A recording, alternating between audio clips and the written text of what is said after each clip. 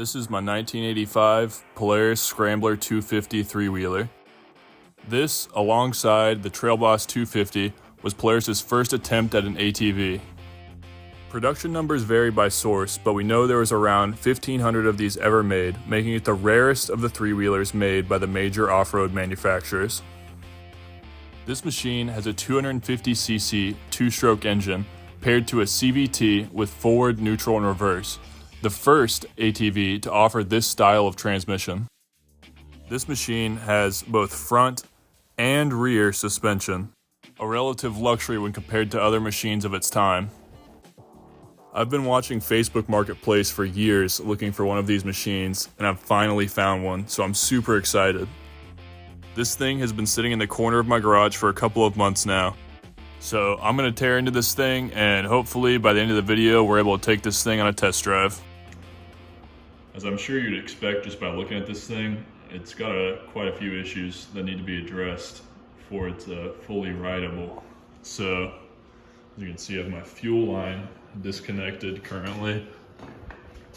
And I was actually draining the tank because this fuel petcock, as you can tell from the dripping gasoline down there, that does not work. Well, actually, it's dripping gas because it's on right now because I just drained the tank. But even whenever you turn it off, it'll still leak gasoline and overflows the carb, and it just makes a big mess. So need to get that taken care of. And if you look on here, those are not the actual boots that are supposed to be connected to that intake. Those are plumbing furncos, like literal plumbing parts, and I do not think those will hold up well to gasoline exposure long term, so that definitely needs to be addressed. And then these front forks, which pretty interesting thing, they're actually off a Yamaha 225 DX three-wheeler. So Polaris actually didn't make anything up here. So like the handlebars, the headlight, the forks, the fender, it's all Yamaha. Apparently this is actually a blaster headlight, according to some other people. Who knows? But anyways, our forks are cooked. There's like literally no dampening to that whatsoever. So need to rebuild those. This is kind of minor, but no grips. It's kind of annoying. The brake lever is broken. And the front brake works. However, our rear brake is completely seized. Doesn't work at all. Moving back to the rear of the machine, if you take a look in there at that swing arm, if it'll focus, it's all tore up. The bracing is cracked, or like the welds are cracked, I should say. And as you can see from this wire that was hanging down in your way, making my camera go out of focus, the tail light is also broken, so we'll address that as well. And turn my flash on for this. So you can see in there, we got some custom fabrication to hold our hubs on. So you basically can't do anything with the carrier back here.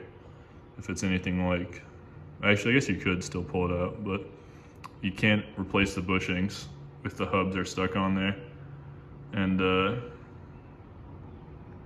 don't know if I said bushings or bearings. Anyways, you can't replace the bearings with those hubs welded on there. So at some point I'm gonna have to like cut the axle off, I guess, and just purchase a new one, which is gonna be difficult to do because it's a 1985 model year machine. And it's kind of crazy. This thing actually has a 42 tooth rear sprocket on it compared to 34 tooth on my Express there. So, well, it's not really that crazy. It's just interesting to note for me, I guess. So moving back over to the right side of the machine, I actually noticed this when I was cleaning it. I might be able to throw up a picture as well. But there's actually a hole in the frame right here. Hoping you can see that. It looks like somebody hit a rock or something and it basically just punched a hole through the tubing But luckily I have a welder now and I can cut that section out and repair it, or just, brace it up over top of that. I don't know. You guys might have a better idea for that if you're an actual welder. Believe it or not, this thing actually does run and drive. It did not when I purchased it.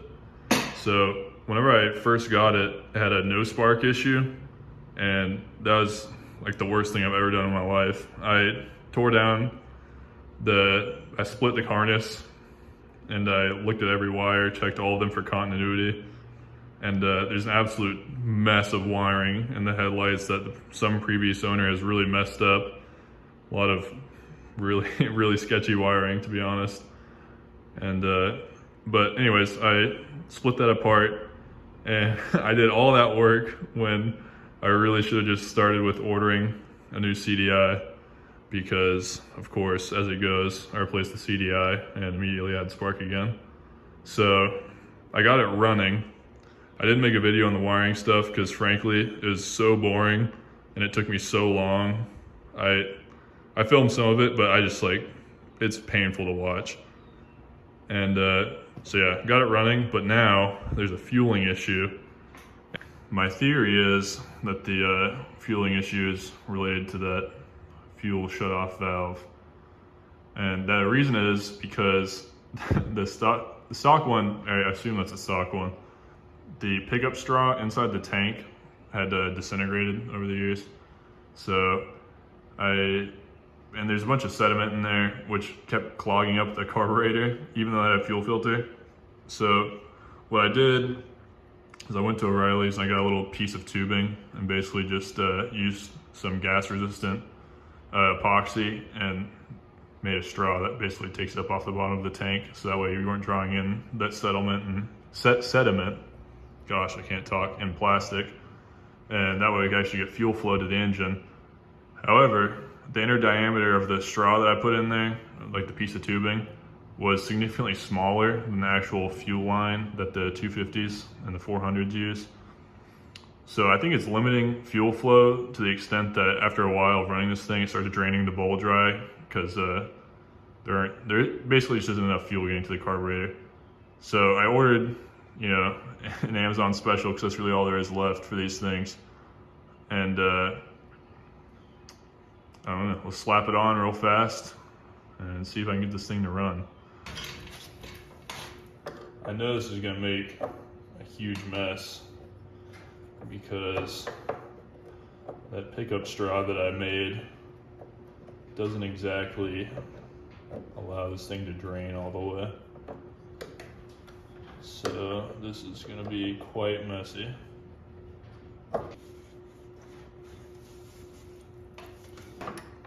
Sure would be nice to have a set of stubby screwdrivers, but I'm poor, so. As per usual, the Chinese parts, absolutely horrible. As you can see, the actual barb for the fuel line comes out facing this way on this one, and it comes out the opposite way on our OEM one. So we can either run this facing backwards or run it this way and have a loop in our fuel line. So that's awesome. And the actual selector there is broken straight out of the box. Super cool. All right, so this thing is completely worthless. Not only is it just did not fit the way it's supposed to with the barb and everything, our hardware doesn't even fit on there. So I guess I'm just gonna have to order another one. Super cool. Unfortunately, this kind of turned into a parts cannon type situation. So a lot of conflicting information on what fuel shutoff valves work on these, but ultimately a 2003 Polaris Predator 500, I think is what it is, fuel shutoff valve works. It sticks down a little bit further, so not a huge deal, but it worked. I didn't want to show all of the frustrating attempts at trying to get one to work, so anyway, it's just 2 bolts, so you didn't really miss out on much, and there we go. So this thing actually does run, and now that we have a functioning fuel shutoff valve that isn't leaking directly onto our pipe, we can actually take this thing out and drive it. So I'm gonna load this thing up and we're gonna rip it around. Anyways, I'll catch up with you guys once I have this thing unloaded and I'm getting ready to take it on a test drive. All right, got it running.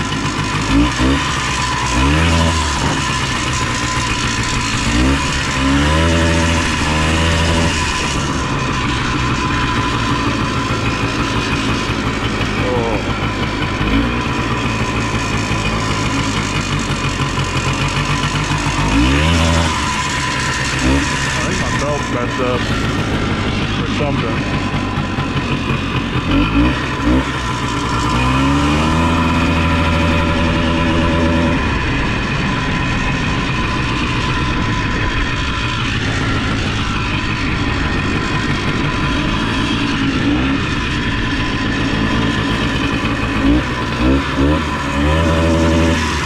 That's kind of weird.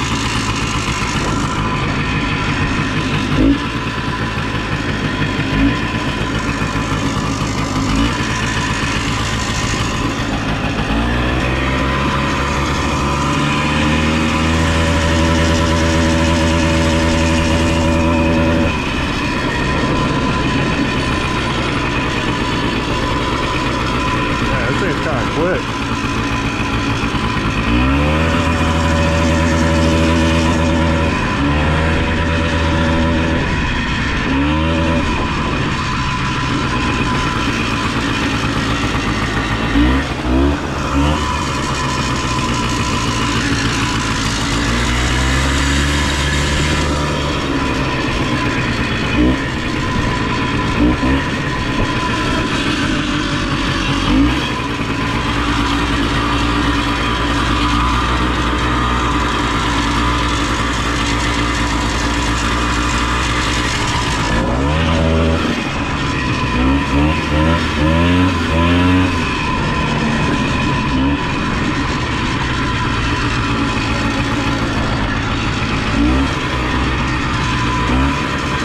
This thing is fun.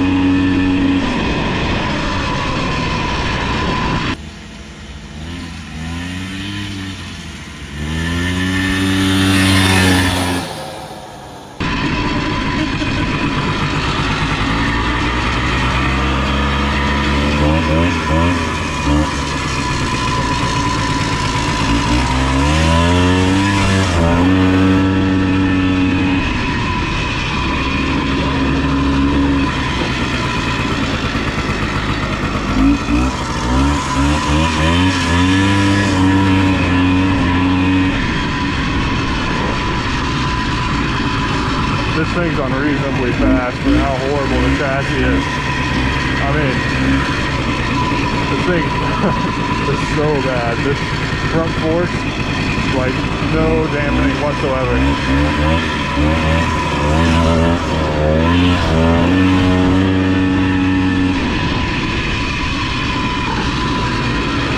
Brakes also only have front brakes, and it barely works.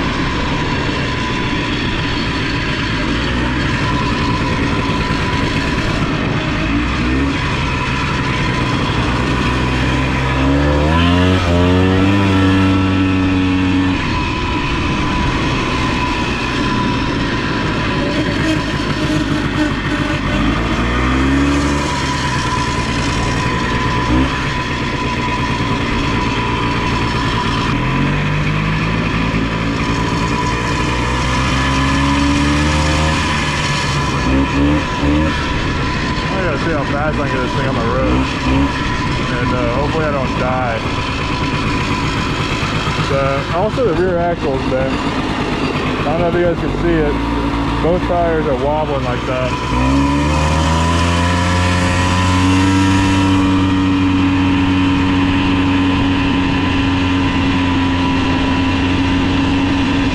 Yeah, that's scary. That's real scary.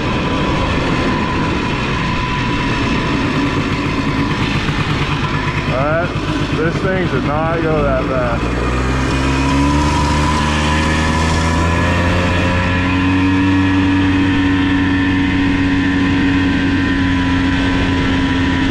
Wow, that is terrifying. I'll jump it real fast. Alright, not too bad. It's actually a pretty smooth landing. See that again.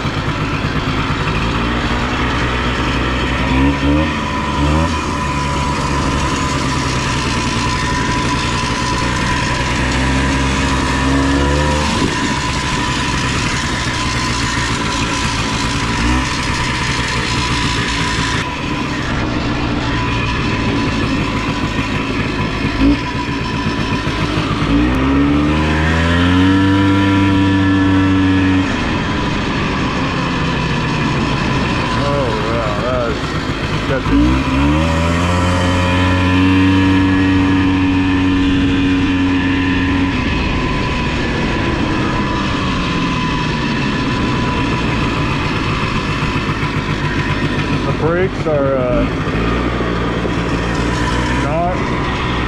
not the best.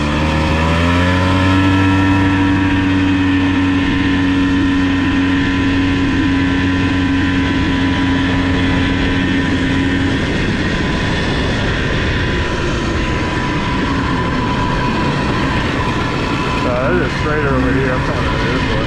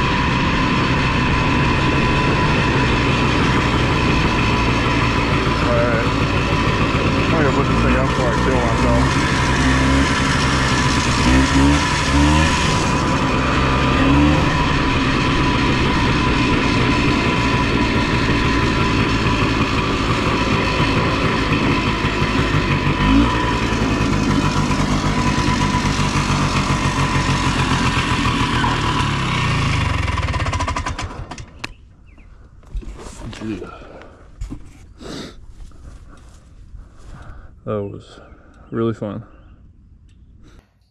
Well, I would consider that a successful test drive. Nothing failed on me, and I had quite a bit of fun, even though the rear axle's bent and was bouncing me all over the place. But that is all I have for today. Next time you see this thing, I might have some mods for it, or it might just be a video breaking down what I plan to do to this thing. But I guess you'll just have to see on that one. But if you did enjoy the video today, please consider liking, subscribing, and even better, leave me a comment, because I love reading those, just see what you guys think, or the tips that you guys have for me. But anyways, like I said, that's going to be it for today, and hopefully I'll see you in the next one.